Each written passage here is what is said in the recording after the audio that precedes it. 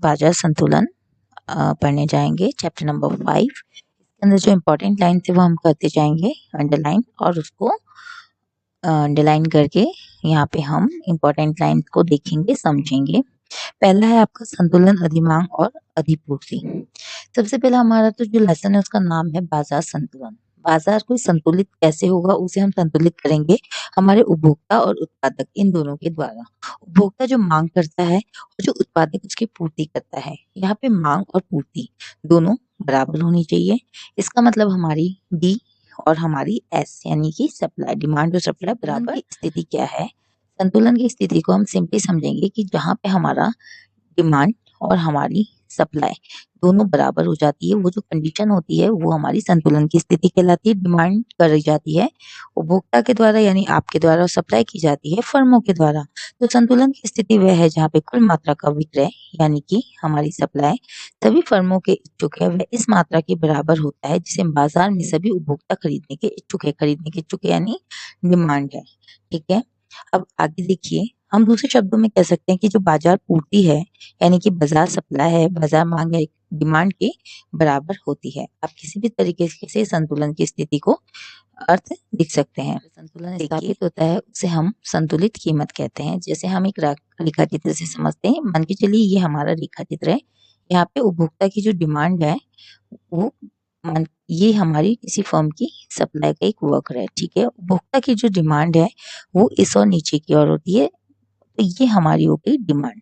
अब यहाँ पे डिमांड और सप्लाई दोनों बराबर है इस वाले पॉइंट के, तो ये जो पॉइंट है हमारा, ये पॉइंट है हमारा संतुलन मात्रा, और इस पॉइंट पे हमारी जो कीमत निर्धारित की जाती है वो कहलाती है हमारी संतुलित कीमत। ठीक है, आगे देखिए, इस कीमत पर खरीदी या बिक्री की मात्रा को हम संतुलन मात्रा कहते हैं। यानी ये जो हमारा पॉइंट है, मान के चलिए इस पॉइंट को हम नाम दे देते हैं ए, तो ये जो हमारा ए पॉइंट है ये संतुलन की मात्रा को प्रदर्शित करता है।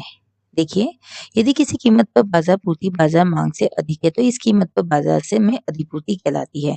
अब हम सिंपल लैंग्वेज में समझेंगे कि अधिपूर्ति किसे कहते हैं। जब आपकी फर्म द्वारा जो सप्लाई है वो ज्यादा हो जाती है किसी भी चीज की अकॉर्डिंग टू देयर डिमांड, मतलब उपभोक्ता की मांग इतनी नहीं है जितनी मार्केट में सप्लाई हो रही है, तो इस पे हम अधिपूर्ति कहेंगे। और जाहिर सी बात है, अगर डिमांड कम है और पूर्ति ज्यादा है, पूर्ति मार्केट में ज्यादा होगी तो जो हमारी कीमत है वो अपने आप ही नीचे की तरफ चले जाएगी, क्योंकि जहाँ पे भी ध्यान रखिए मांग कम हो जाती है वहां पे हमारी कीमत नीचे चले जाएगी। यदि पर इसमें कुछ अपवादों को हम छोड़ देते हैं। यदि उस कीमत पर बाजार मांग बाजार पूर्ति से अधिक है तो उस कीमत पर बाजार की अधिमांग कहलाती है। अधिमांग क्या है? जस्ट इसके अपोजिट, जहाँ पे आपकी जो डिमांड है वो ज्यादा हो जाती है, यानी कि उपभोक्ता द्वारा मांगी गई वस्तु और सेवाओं की मांग ज्यादा हो जाती है और फर्म द्वारा पूर्ति उसकी कम हो जाती है। अब जब पूर्ति कम है, वस्तुएं कम है, तो जाहिर सी बात है जो बाजार में वस्तुएं उपलब्ध है उनकी कीमत अपने आप ही कहाँ हो जाएगी? अधिक हो जाएगी। तो इस कंडीशन में पूर्ति अधिक हो जाती है। अतः पूर्ण प्रतिस्पर्धी बाजार में हम पढ़ चुके हैं पूर्ण प्रतिस्पर्धी बाजार क्या होता है। में संतुलन को वैकल्पिक रूप में शून्य अधिमांग और शून्य अधिपूर्ति स्थिति के रूप में परिभाषित किया जाता है। शून्य अधिमांग और शून्य अधिपूर्ति को हम यहाँ पे संतुलन मात्रा भी कहते हैं, यानी कि इस स्थिति पे हमारा डी बराबर एस होगा। संतुलन के बाह्य व्यवहार इंपॉर्टेंट है। यहाँ पे एक अर्थशास्त्री एडम स्मिथ ने बाजार में असंतुलन होता है ये बताया है, और उस संतुलन को पूर्ण प्रतिस्पर्धी बाजार के अंदर कौन दूर करता है? एक अदृश्य हाथ। ये कोई हाथ नहीं है, इन्होंने एक ऐसे पावर्स को अदृश्य हाथ की संज्ञा दी है जिसमें कीमतों में परिवर्तन कर देता है। देखिए, अधिमांग की स्थिति में कीमतों में वृद्धि होती है, हम पढ़ चुके हैं।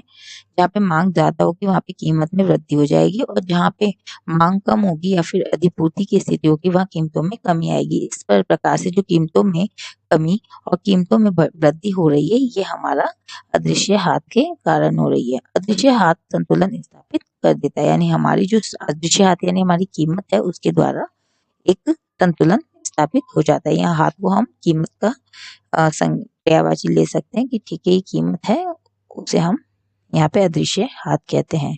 नेक्स्ट है आपका बाजार संतुलन और फर्मों की स्थिर संख्या।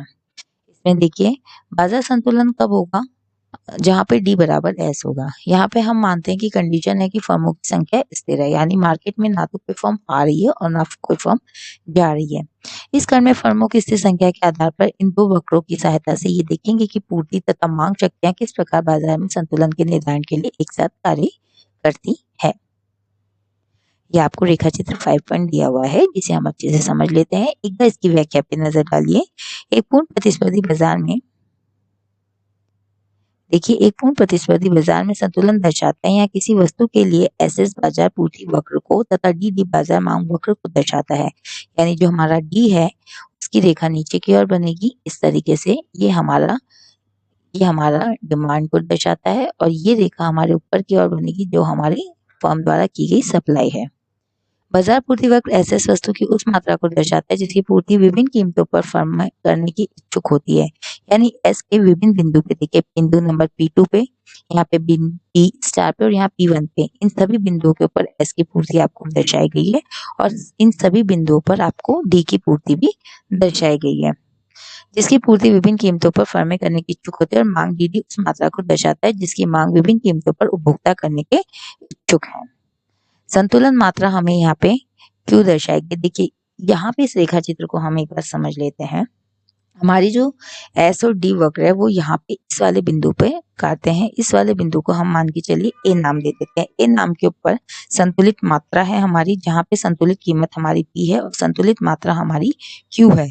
अब मान के चलिए अगर फर्म में पूर्ति अधिक है, यानी कि पूर्ति ज्यादा हो जाती है और डिमांड कम हो जाती है, तो क्या होगा? कीमत घट जाएगी, यानी P1 पे आ जाएगी। P1 के ऊपर हमारा एक नया बिंदु यहाँ पे डिमांड को लेंगे तो सप्लाई भी इस जगह होगी। लेकिन इस वाले रेखा चित्र में आपको सिर्फ सिंपली समझा रखा है कि आपकी संतुलन कीमत क्या होगी, P स्टार, संतुलित मात्रा उस पर होगी Q स्टार और संतुलित जो आपके बिंदु है वो आ जाएगा आपका ए, जहाँ पे एस और डी एक दूसरे को प्रतिच्छेद कर रहे हैं। आगे देखते हैं हम। ग्राफीय रूप से संतुलन एक बिंदु है जहाँ बाजार कीमत वक्र बाजार मांग वक्र को परिच्छेदित करता है, क्योंकि ये वह बिंदु है जिस पर बाजार मांग बाजार पूर्ति के बराबर है।